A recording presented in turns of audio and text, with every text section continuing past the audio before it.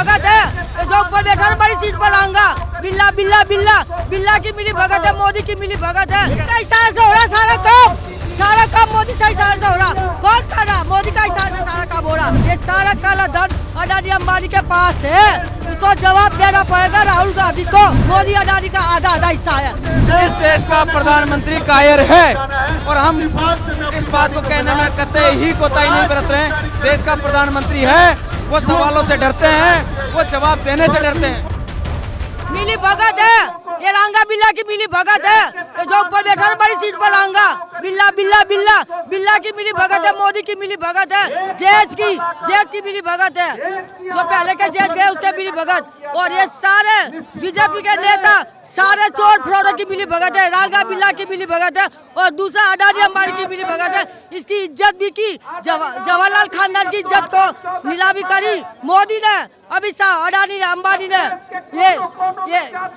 ये मोदी जी ठीक नहीं कर रहे हैं। मोदी ठीक नहीं कर रहे। इशारे से हो रहा सारा काम मोदी से इशारे से हो रहा। कौन कर रहा? मोदी का इशारे से सारा काम हो रहा।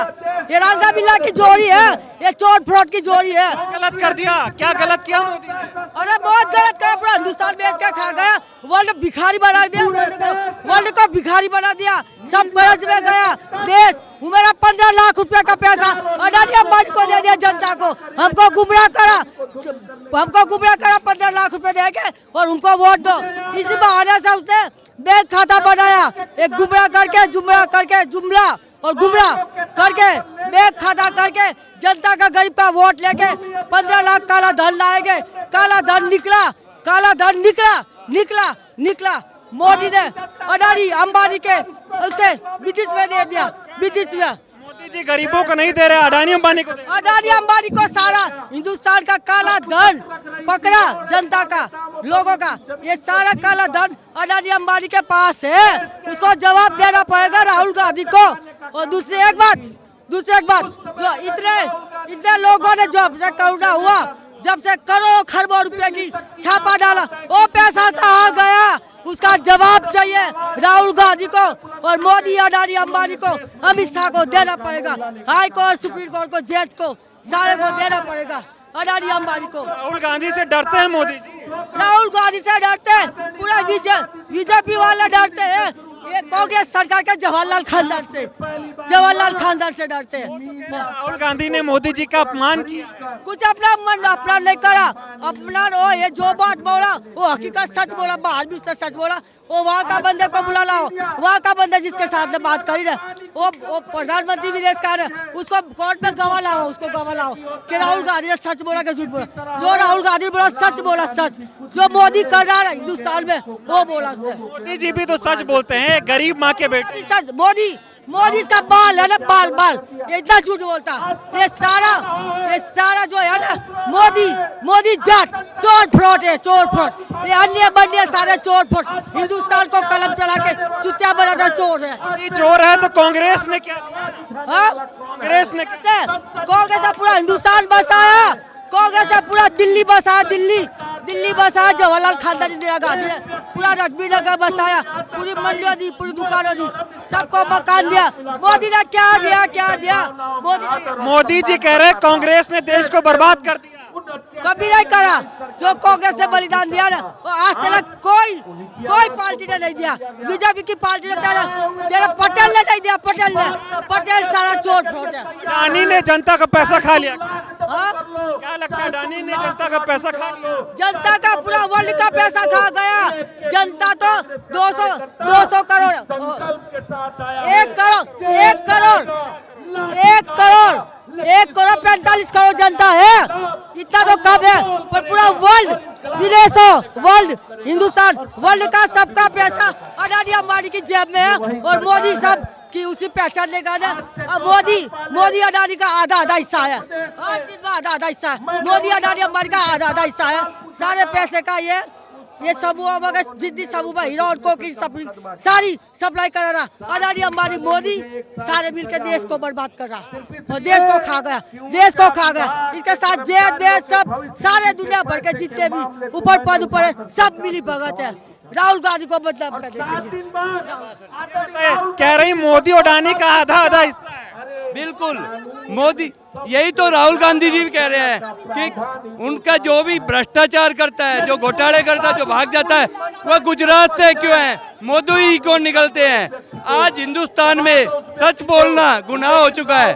जो सच बोलता है उसे प्रताड़ित किया जाता है, जेल भेजा जाता है, सीबीआई के छापे होते हैं, ईडी के छापे होते हैं। आज हिंदुस्तान में सच की लड़ाई लड़ने वाला कोई नहीं है। अगर एक इंसान राहुल गांधी जो सच की आवाज उठाता है उसे घेरा जा रहा है, प्रताड़ित किया जा रहा है। उसके साथ हिंदुस्तान की जनता खड़ी है, सच के साथ खड़ी है, लेकिन वो मोदी के खिलाफ जो बोलेगा वो जेल जाएगा, सीबीआई के छापे लगेंगे, हर चीज उसके साथ होगी। तानाशाही हो रही है, तानाशाही। इस देश में तानाशाही, इमरजेंसी से बुरे हालात हैं। सच बोलना गुनाह हो चुका है। आप बताइए, सिर्फ राहुल गांधी का कसूर ये था, उन्होंने अपने भाषण में यही तो कहा था कि ललित मोदी चोर क्यों है, नीरव मोदी क्यों चोर है, मोदी ही क्यों चोर है। तो आप एक बात बताइए, हम भी तो कह रहे हैं कि मोदी ही क्यों चोर निकल के आते हैं। ओबीसी समाज का अपमान, मैं खुद ओबीसी समाज से आता हूँ। एक बात बताइए, हमारा तो कोई अपमान नहीं हुआ। मैंने जब चोरी नहीं की है, मेरे समाज ने चोरी नहीं की है, तो मेरा अपमान किस बात का। ये सिर्फ मुद्दों से भटकाने की चाल है। कोई गरीबी की बात ना करे, भुखमरी की ना करे, किसानों की बात ना करे, एमएसपी ना मांगे, सिलेंडर की बात ना करे, युवा रोजगार की बात ना करे। इन सब मुद्दों से भटका के आप सिर्फ जातिवाद पे लाओ, धर्म पे आ जाओ। बस इनका एक ही मुद्दा है, धर्म पे राजनीति करती है बीजेपी। जो पार्टी जिसका बेस धर्म पे ही है वो घूम फिरा के सारी बातों को धर्म पे लाएगी। इन्हें कोई मतलब नहीं है युवाओं से, कोई मतलब नहीं है गृहिणियों से। राहुल गांधी माफी मांग लेते तो बच जाते। कि सच बोलने की कौन माफी मांगेगा, ना मैं मांगूंगा ना मांगूंगा। अगर सच बोलने के किसी से भी कहेंगे, कोई भी इंसान है वो माफी नहीं मांगेगा। ये सच बोलने में एक बार वीर सावरकर थोड़ी ना जो माफी मांग लेंगे। इन्हें कोई पैसे का लोभ नहीं, अपनी पेंशन नहीं बंधवानी है, न सत्ता का लालच है, तो ये माफी नहीं मांगेंगे।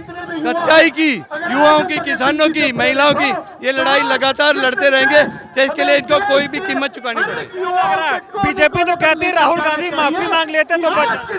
माफी किस बात की मांग लेते। आज राहुल गांधी ने जो बात कही थी उसमें क्या गलत कहा था। अडानी, ललित अडानी, नीरव मोदी, फलाने जो भी हैं, उन्होंने देश के साथ गद्दारी की है, उनको चोर कह दिया तो क्या गलत कह दिया, क्योंकि उनको ये तो दिख गया। लेकिन जब खुद संसद में बैठकर शहीद राजीव गांधी जी के लिए उल्टा सीधा बोलते हैं, एक संवैधानिक पद पर बैठे हुए सांसद राहुल गांधी जी को गलत बोलते हैं, विपक्ष में बैठे अन्य लोगों को वो गलत बोलते हैं, तब उनको ये मानहानि की चीजें दिखाई नहीं देती, तब उनको ये चीजें समझ में नहीं आती कि किसी ने किसी की भावनाओं को आहत किया है। लग रहा है साजिश की जा रही है, साजिश हो रही है। जी बिल्कुल, ये राजकीय तंत्रों का दुरुपयोग करते हुए विपक्ष को और विपक्ष के साथ साथ धरातल पर जुड़ा हुआ कोई भी आदमी इनके खिलाफ अगर अपनी मांग रखता है, अपनी बात रखता है, उसको दबाने के लिए इस प्रकार की साजिशें की जा रही है। डर गए क्या मोदी जी? मोदी जी डर गए। कल आदरणीय प्रियंका गांधी जी ने कहा था इस देश का प्रधानमंत्री कायर है, और हम इस बात को कहने में कतई ही कोताही नहीं बरत रहे हैं। देश का प्रधानमंत्री है, वो सवालों से डरते हैं, वो जवाब देने से डरते हैं। वो कायर नहीं है, 56 इंच के सीने वाले। कहने में और करने में, होने में बहुत फर्क है। जो गरजता है वो बरसता नहीं है।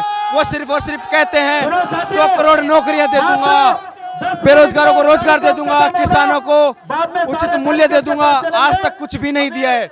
उन्होंने सिर्फ कहने में अपनी 56 इंच की छाती दिखाई है, बाकी उनसे हुआ कुछ भी नहीं है। साथ ही मैं आपके चैनल के माध्यम से मोदी जी को खुली चुनौती देता हूं कि आपने राहुल गांधी जी की सदस्यता संसद से रद्द की है, सड़कें आज भी हमारे पास है, हम लड़ाई को सड़कों से लड़ेंगे। आप संसद में हमारी आवाज को दबा सकते हैं। देश का युवा, किसान सड़क पर उनके साथ है और अपनी लड़ाई लड़ेगा। मोदी जी ने राहुल की सदस्यता नहीं रद्द की है। बीजेपी आरोप लगा रही राहुल गांधी का अहंकार। मैं आपसे फिर कह रहा हूं कि उन्होंने कहा है, उन्होंने कोई गलत नहीं कहा। सारे मोदी जो एक मोदी, उन्होंने एक इसके पीछे बहुत ही बड़ा जातीय समीकरण बिठाकर बात की है। उन्होंने इसको आरक्षण से जोड़कर ये बात कही है कि उन्होंने एक ओबीसी या आरक्षित जात को ये कहा है। साथ ही आरक्षण आपको और बताना दूं, आने वाले समय में इसी आरक्षण का सहारा लेकर मोदी जी ये कहेंगे कि आरक्षित जातियां जो SC ST है उनको भी राहुल गांधी जी ने प्रताड़ित किया है या उनको भी कुछ ना कुछ गलत कहा है। ये बात भी आगे आने वाली है। तो कहा जिन लोगों के लिए था उन लोगों का तो वो बचाव कर रहे हैं, और जो किसान की आवाज उठा रहे हैं, मजदूर की आवाज उठा रहे हैं, उनकी सदस्यता वो रद्द कर रहे हैं। कब तक लड़ते रहेंगे आप? जब तक इस तानाशाही सरकार का अंत नहीं कर देते, उखाड़ कर नहीं फेंक देते, तब तक ये लड़ाई सड़कों के माध्यम से लड़ी जाएगी।